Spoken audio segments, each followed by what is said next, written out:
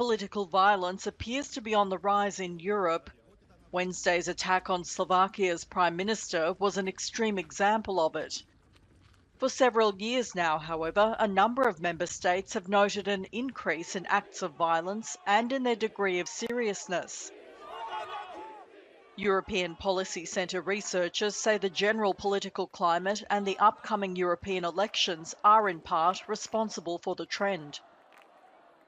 C'est vrai que d'une part, on voit dans les résultats électoraux une montée des extrêmes, des forces radicales, à droite comme à gauche, avec un langage politique de plus en plus désinhibé dans la violence verbale, dans les attaques ad hominem, également dans le débat politique.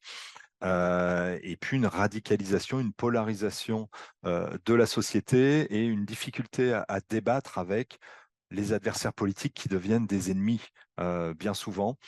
German federal police figures show 22 people have been attacked in the country since the start of the year, including Social Democrat MEP Matthias Ecker.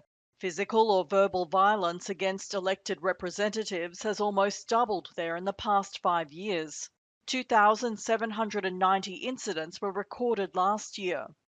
In France, the Ministry of the Interior recorded 2,265 complaints or reports in 2022, an increase of 32% compared to 2021. The trend continued in 2023, with some 2,380 attacks reported in the first 3 quarters of the year. Fondamentalement, il y a aussi les conditions sociales dans lesquelles cette atmosphère progresse. Pourquoi beaucoup de citoyens ou beaucoup de personnes sont sensibles à la désinformation ou en tout cas aux théories du complot, par exemple. C'est parce qu'elles n'ont plus confiance dans les autorités. Pourquoi n'ont-elles plus confiance dans les autorités?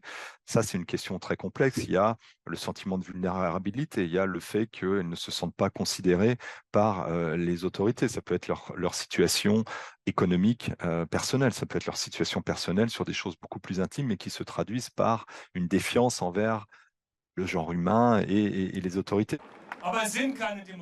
He says the fear of becoming the target of a violent act may discourage citizens from getting involved in politics or standing for re-election.